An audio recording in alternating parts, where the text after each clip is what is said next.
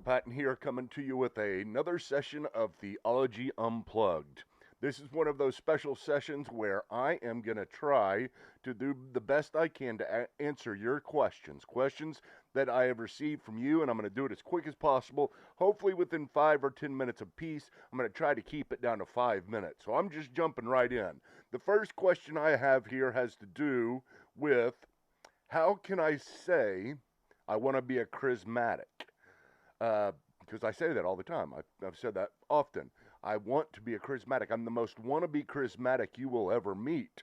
I'm not charismatic, but I want to be charismatic. And this question goes on and says, does that mean that you want to speak in tongues?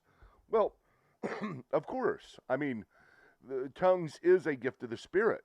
And so I would love to be able to experience the gift of tongues. It is a supernatural gift of the Spirit. It is a gift of the Spirit that edifies the church, especially whenever it's done in public.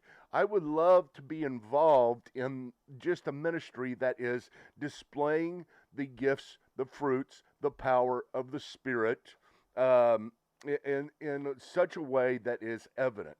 And that's my basic argument is who wouldn't want to? Who wouldn't want to be a charismatic if that meant that you experience the power of God on a daily basis and in a more evident way?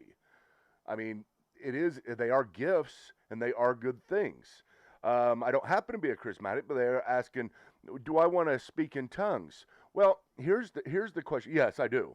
I would love to be able to speak in tongues. I've prayed for tongues. I'm very open to it. I have been open for years and years. I am unconvinced.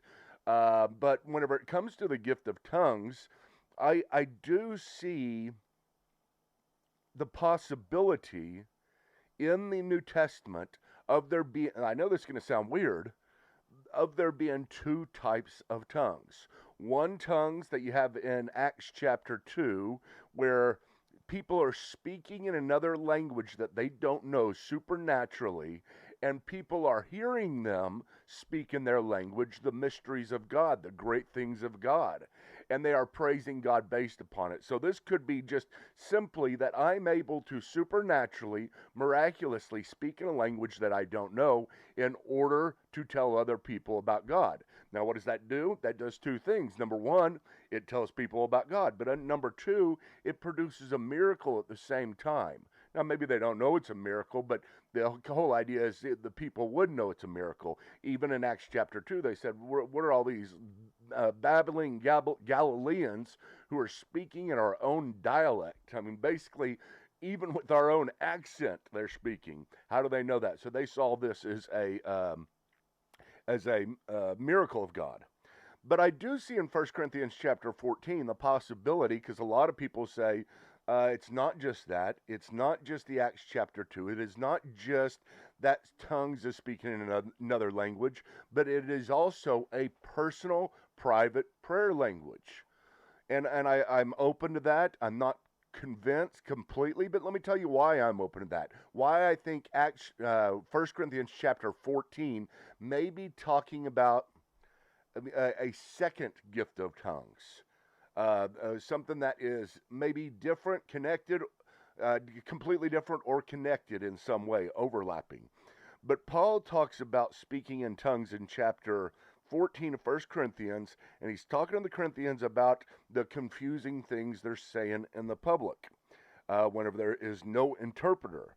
He says, pursue love, starting in verse 1, yet earnestly desire spiritual gifts, especially that you may prophesy. Prophecy is the preeminent spiritual gift. Why? Because it's speaking directly on behalf of God.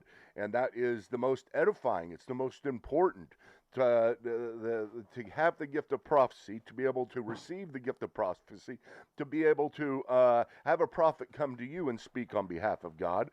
Wouldn't be anything greater than that.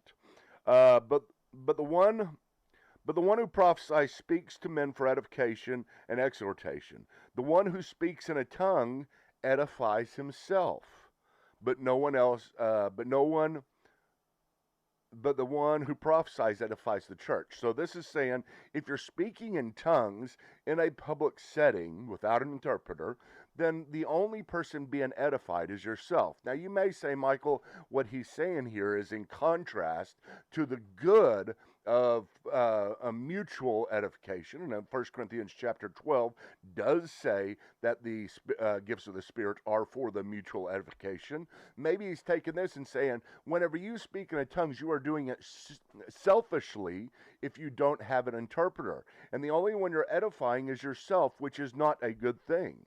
That may be what he's saying, but I also see in this same context a little bit of something else that Paul goes with, because he talks about his what he does, what his life is like. He gives us some insight into his life and him speaking in tongues. He says, "Let the one who speaks in a tongue pray that he may interpret." I thank God in verse 18. I thank God I speak in tongues more than all of you. However, in the church I desire to speak 5 words with my mind that I may instruct others also, rather than 10,000 words in a tongue. So basically, what Paul seems to be saying is, my personal life, I speak in tongues all the time, but it's just between me and God at this point. And what does that mean then? What does that mean for this particular gift of the tongues? Because obviously there's nobody there to interpret it. There's nobody there to receive it, to hear that Paul is speaking in their language. And so maybe this particular thing, I used to never be open to this, but I very much am now.